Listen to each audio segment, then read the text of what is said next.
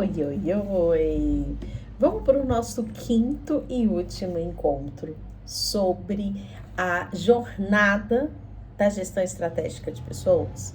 Ou seja, qual é a jornada que esse colaborador precisa fazer na empresa, desde o processo de atração e seleção até a data da sua saída. Afinal, os colaboradores, a gente não quer que eles fiquem eternamente na nossa empresa. É claro que a gente quer que ele fique por um bom tempo, mas a gente não quer que ele fique o resto da vida por lá, até porque nós precisamos de pessoas que agreguem e as pessoas também precisam aposentar, não é mesmo?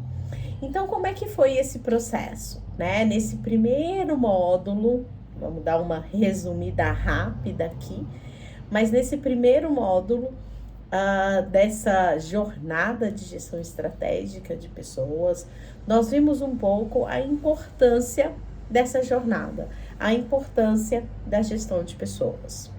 No segundo e no terceiro módulo, nós falamos sobre a porta de entrada. Como é que eu atraio os melhores candidatos para trabalharem comigo?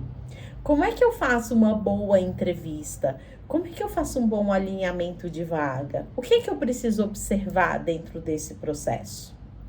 No nosso quarto encontro, nós falamos sobre integração e treinamento. E hoje, fechando aí esse módulo, nós vamos falar um pouco sobre desenvolvimento, que envolve aí a questão de acompanhamento de performance, e nós vamos falar sobre desligamento e do quanto o desligamento ele pode e deve ser feito de forma humanizada. Quais os riscos de se fazer um desligamento ruim? Vamos refletir em cima disso. E para começar, então, vamos falar de desenvolvimento? Eu falo que existem duas características principais para o desenvolvimento que, se a gente conseguir fazer, a gente vai conseguir ter um time mais produtivo e mais engajado dentro das organizações. O primeiro dele é: conheça as pessoas. Porque eu só vou saber o que eu posso fazer para ajudar o colaborador se eu o conhecer. Se eu conhecer de fato esse colaborador de uma forma genuína, se eu demonstrar empatia por ele, se eu tiver uma escutativa. E isso só acontece através da comunicação. Eu preciso me aproximar do meu time, eu preciso me aproximar das pessoas que estão na organização e que trabalham comigo diariamente. Então, se comuniquem, conheçam a pessoa. Nossa, mas o colaborador é novo. Convida para almoçar. Sai um pouco, mas conhece um pouco mais, se preocupa com essa pessoa. Quando você falar para a pessoa assim, tá tudo bem? É um tá tudo bem de verdade, não é aquele tudo bem de automático igual a gente faz. É, de fato, a gente ter esse interesse genuíno pelo outro. Segunda característica, de feedback constante. É só através do feedback que eu consigo desenvolver o meu time melhorando e eu consigo falar para o meu time que eles estão no caminho certo. Então, gente, o feedback não é só um feedback corretivo. Eu tenho também um feedback de reconhecimento. E esse eu preciso fazer. Vamos pensar num comparativo 5-1. 5 feedback de reconhecimento e 1 de construção, de desenvolvimento, de melhoria. Eu preciso elogiar e reconhecer muito mais o colaborador. É óbvio que esse reconhecimento tem que ser genuíno. Eu não vou reconhecer qualquer coisa, tá? Mas eu preciso muito mais reconhecer do que apenas criticar, né? E aí pensem em crítica aqui construtiva, tá? Não é crítica destrutiva aqui, não. É no sentido de como é que eu posso fazer para melhorar. E tem uma frasezinha que eu gosto muito, que as pessoas esquecem, que o seu papel como líder, o seu papel principal como líder é o de desenvolver pessoas. Ou seja, nós líderes precisamos construir relacionamentos enquanto trabalhamos com a gestão, enquanto entregamos o técnico, enquanto entregamos a prática, tá? Então a gente precisa sim construir relacionamentos, porque só assim é que eu vou conseguir ter um time engajado e produtivo, quando eu souber me relacionar com as pessoas.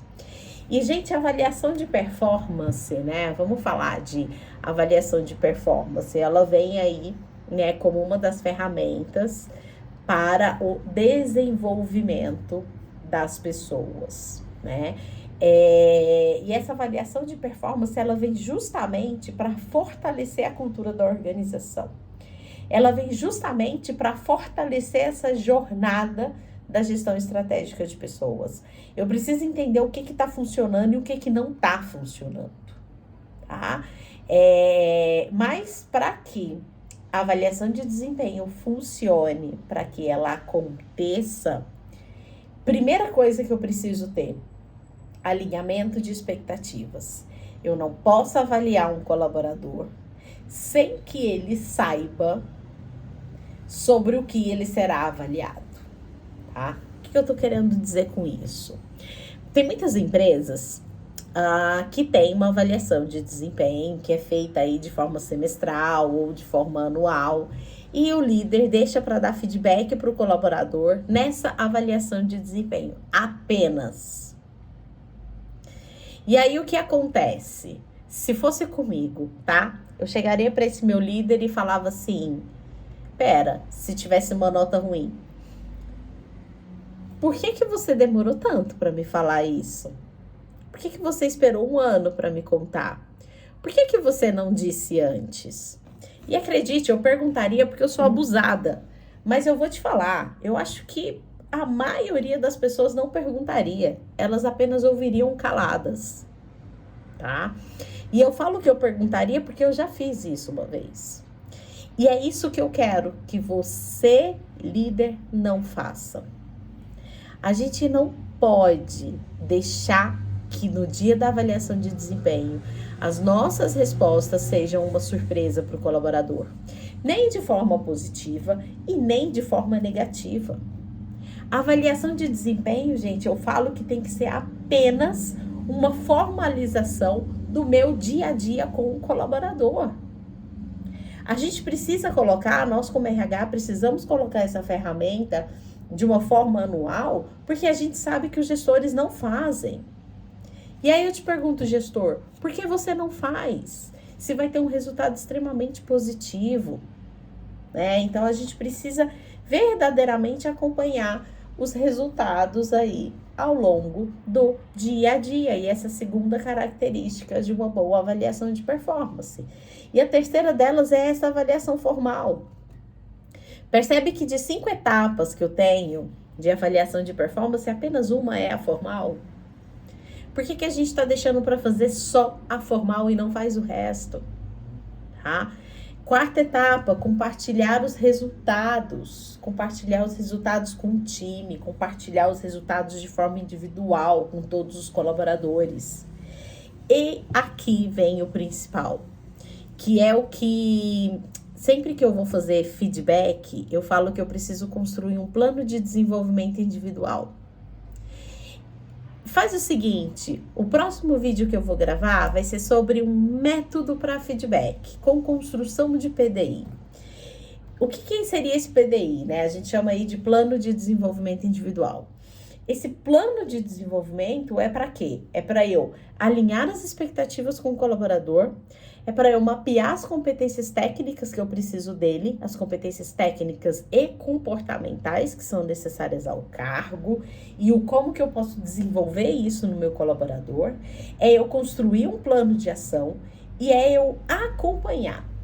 Essas são as 4 etapas do plano de desenvolvimento individual, que eu vou passar com muito mais detalhe para vocês, então, num próximo vídeo que eu vou falar sobre feedback e PDI. Então, eu preciso entender qual é a competência que precisa ser desenvolvida, eu preciso sair de lá sabendo como é que eu vou mudar, Eu preciso saber qual o prazo que eu tenho para essa mudança. Eu preciso saber quais os recursos que eu vou precisar para ter essa alteração. E eu preciso ter um indicador de sucesso, que é para fazer o meu acompanhamento. Como é que eu vou saber se eu atingi ou não a expectativa do meu gestor? Ou a expectativa da empresa? Ou a minha própria expectativa? Então, isso é o PDI. E isso precisa ser construído a 4 mãos. Não sou só eu que construo e não é só o meu colaborador. Nós vamos construir juntos. Isso é desenvolver. E acredite, o PDI não deve ser feito uma vez por ano. O PDI deve ser construído sempre que eu dou feedback.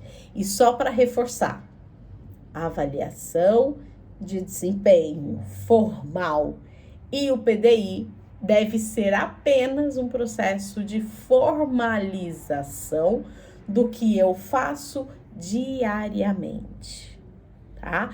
Isso é desenvolver de verdade. Não é só fazer na época que a gente tem aí uma avaliação de desempenho exigida pelo RH.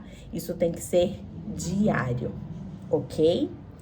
Vamos falar sobre desligamento agora? Vamos falar sobre a partida do colaborador? Quando um colaborador sai do seu time, você já parou para perguntar por qual razão o colaborador está saindo? É ele que está pedindo? Sou eu que estou demitindo? Por que ele está pedindo demissão? Por que o meu time não quer trabalhar comigo? Ou por que eu preciso desligar as pessoas que estão trabalhando comigo? Por que elas não estão entregando resultados? Vocês já pararam para pensar nisso?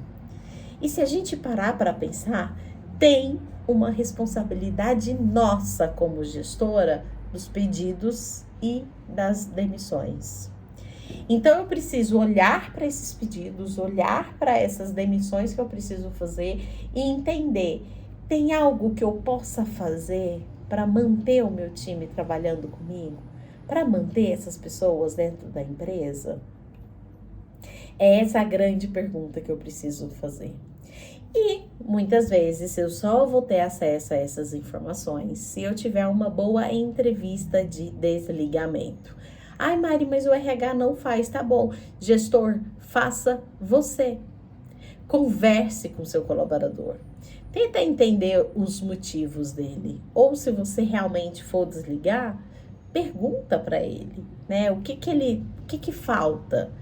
O ideal é que o próprio RH faça, tá? Mas se o RH não tem, ou se não tem RH na minha empresa, isso não pode ser uma desculpa para você não aplicar no seu time, porque você mesmo pode fazer esse processo de entrevista de desligamento.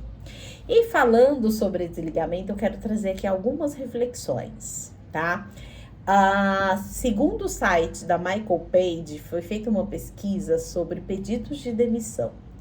E lá dizia que 8 em cada 10 profissionais pedem demissão por causa do chefe. Olha que loucura.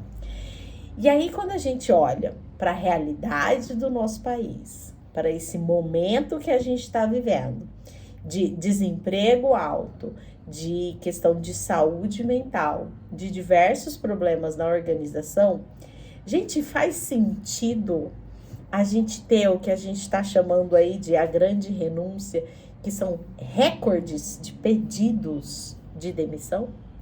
Vocês acham que faz sentido quando a gente vê o contexto em que a gente está inserido, onde as pessoas sabem que o país está em crise, que a gente está tendo diversos problemas, e as pessoas, mesmo assim, elas pedem demissão, mesmo sem ter um emprego em vista? Vocês têm noção da seriedade desse assunto e do quanto a gestão de pessoas está precária? O quanto a saúde mental está, de fato, afetando as pessoas? É esse o questionamento que eu quero, é essa reflexão que eu quero que vocês, líderes, saiam daqui tendo. O que eu estou fazendo com o meu time que ele está pedindo demissão de mim? O que eu posso fazer para mudar esse cenário? O que eu, Mariana, posso fazer para que esse contexto não esteja presente? E vou te falar, foi feito depois uma pesquisa com as pessoas que pediram demissão e 75% não se arrependeram de ter feito o pedido de demissão. 25% se arrependeu. É alto? É. Mas quando a gente compara de 25 para 75, tem alguma coisa errada nessa gestão de pessoas, correto? Então, pensem nisso, essa é uma reflexão. E aqui também na pesquisa da Michael Page, onde ela diz assim, os principais motivos para os pedidos de demissão. Primeiro, sentimento de que o chefe não é uma inspiração. Ele não trabalha pelo exemplo, tá? Ou seja, ele fala uma coisa e faz outra. Segundo motivo, falta de crescimento profissional. Ele não enxerga dentro da organização uma possibilidade para ele crescer ou para ele ser ele mesmo. Terceiro, falta de feedback para desenvolvimento profissional. E aí a gente pergunta, cara, as pessoas reclamam de receber feedback, porque não, eu tenho medo de dar feedback. Mas o cara tá pedindo para sair porque você não dá feedback e você fica aí com medo de dar feedback. Percebe que tá desconectado essa relação? Então, dá para entender que os pedidos de demissão e as demissões são responsabilidade minha como gestor? O baixo engajamento e a baixa produtividade é responsabilidade minha como gestor? Eu vou deixar para vocês responderem essa pergunta. E aí, gente, pensando, eu vou deixar uma atividade aqui para vocês. Pensando em todos esses módulos, né, que nós tivemos aí, né, no 1, no 2, no 3 e no 4. E nesse agora. Eu quero que vocês escrevam para mim o que vocês vão mudar a partir de hoje no processo de atração e seleção de vocês. O que vocês vão mudar no processo de integração? Que mudança que vocês vão fazer no processo de treinamento e desenvolvimento? Que mudança que vocês farão no âmbito de avaliação de performance? E que mudança que você vai começar a implantar na sua empresa no que tange a desligamento de colaboradores? E para a gente fechar esse módulo, eu quero trazer uma reflexão em uma frase só. Que não adianta, não importa a gente ter várias teorias. Quando a gente lida com pessoas, não existem respostas prontas. Não é igual a matemática, onde 1 mais 1 é igual a 2. Relações humanas envolvem 1 mais 2 igual a 3. Porque é a minha ideia com a sua ideia e a gente cria juntos uma terceira ideia. Então, o que eu tô querendo dizer com isso? Não existe receita de bolo. Não existe eu copiar processos que outras pessoas estão fazendo e implantar na minha empresa e achar que ele vai ser assertivo, que ele vai dar o mesmo resultado, se eu tenho culturas totalmente diferentes. Então, eu preciso ter um olhar diferenciado para essas pessoas. Eu preciso entender o contexto no qual eu estou inserido primeiro. E por isso que é tão importante a gente ter diagnósticos. E a gente precisa, e aí eu tenho um conselho, né, que é um projeto que eu tenho que tá aí em breve, em formato de livro, que é um diagnóstico com base na maturidade da empresa. Eu não posso implantar processos na minha empresa nas quais ela ainda não está preparada para receber. Então, eu preciso ir aos poucos, tá? E por que eu trouxe essa reflexão? Porque eu quero que vocês saiam daqui com uma frasezinha, onde diz assim: problemas humanos, soluções humanas. Não queira receita de bolo para aquilo que não existe receita, que não existe um sabor único. Desejo sucesso para vocês e o que vocês precisarem é só me chamar. Tchau, tchau.